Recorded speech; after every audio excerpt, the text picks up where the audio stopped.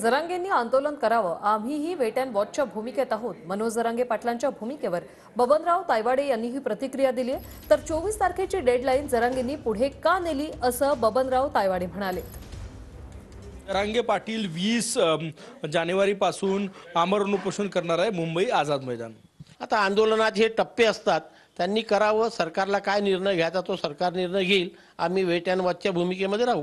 पण त्यांची मागणी आहे, ज्यासाठी त्या आंदोलनाचा इशारा दिला त्यांनी, ती म्हणजे ओबीसीतून आरक्षण हवं आहे त्यांना. बघ, त्याचीच त्यांनी 24 तारीख डेडलाईन दिली होती. मग आता का बरं त्यांनी पुढे नेलं पुन्हा? काय हा प्रश्न इथे उपस्थित राहतो की आता सरकार आणि त्यांच्यामध्ये काहीतरी अंडरस्टँडिंग झालं का, की काय झालं? म्हणजे काल एवढ्या स्पष्टपणे सरकारने सांगितल्यावरती आज त्यांनी आपलं आंदोलन मागे घेण्यासारखं केलं आणि पुढचा टप्पा म्हणून 1 महिन्यानंतर ते पुन्हा सुरू करणार.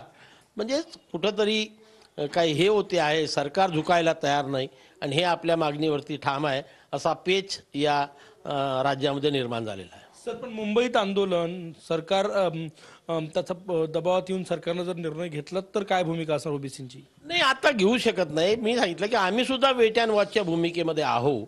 कॅमेरामॅन सचिन सयामसह गजानन माटे, TV9 मराठी, नागपूर.